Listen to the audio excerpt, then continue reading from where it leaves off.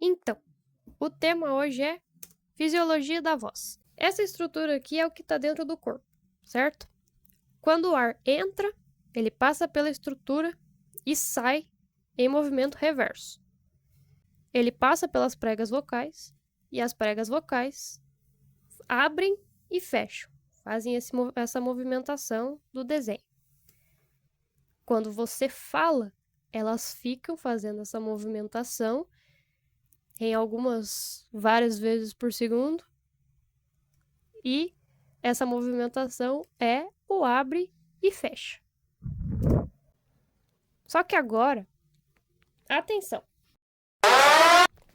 A voz que você fala não é a mesma voz que você ouve. Por quê? Quando a voz vai sair, ela passa pelo trato vocal, que é essa estrutura aí. E é essa estrutura que a gente chama de filtro sonoro. Mas para que a gente consiga, alterar a voz e manter ela boa, a gente precisa manter alguns hábitos mais saudáveis, como, por exemplo, hidratar o organismo. Aí nós temos o modo indireto, que é mais saudável, mais incrível, mais cabuloso e alfa de todos. E tem também o modo direto, que é a nebulização. Evitar gritar sem suporte respiratório, porque isso pode acabar machucando as pregas vocais. Então, quando você for gritar, respire.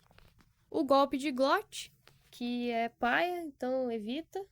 Evitar tossir ou pigarrear excessivamente, porque quando você faz isso, você acaba machucando as pregas vocais, e aí elas querem evitar o atrito, então elas produzem mais muco do que o necessário, e isso faz com que você tussa de novo para poder tirar o muco e conseguir falar. Ou seja, ciclo vicioso. Então, pare. Evitar falar em situações como quadros gripais ou alérgicos, porque quando você está gripado, as suas mucosas elas incham, então isso pode acabar machucando elas, falar demais. Ambientes ruidosos ou abertos, falar nesses ambientes, tipo competir com o som do seu vizinho, geralmente causa um desgaste vocal desnecessário, então evite. Ambientes de fumantes, conviver com uma chaminé é complicado e causa ressecamento das suas pregas vocais. Então, não fale perto deles. Período pré-menstrual, porque nesse período, geralmente, a gente incha bastante e as pregas incham também. Então, falar acaba machucando elas. Após ingerir grandes quantidades de aspirinas, calmantes ou diuréticos, porque a aspirina aumenta a circulação das pregas vocais, dá fragilidade capilar e pode causar uma hemorragia por conta disso. Os calmantes e os diuréticos, eles ressecam as mucosas, e o diurético, aliás, o calmante, te deixa meio leso, então você não vai conseguir falar direito. Durante exercícios físicos, porque falar durante exercício físico aumenta a sobrecarga das suas pregas vocais, porque elas estão fechadas e não estão propícias para produzirem a fala. Agora, o melhor de todos, que é as drogas. Começando pelos cigarros. Lembrando que o vape também conta. Eles acabam com os cílios do trato respiratório, eles ressecam as pregas vocais, superaquecem elas e também podem causar o edema de Henke e câncer de laringe. Ou seja, não fala mais. Então, se você aí é um chupador de pilha de morango, fique esperto que não vai durar muito a sua voz, não. A maconha causa as mesmas coisas que o cigarro, com a diferença de que ela é vasodilatadora, ou seja, ela abre os vasos sanguíneos das pregas vocais e pode causar uma hemorragia ali. E a cocaína? Mas é bem gostoso. Cocaína. Cocada, bobão.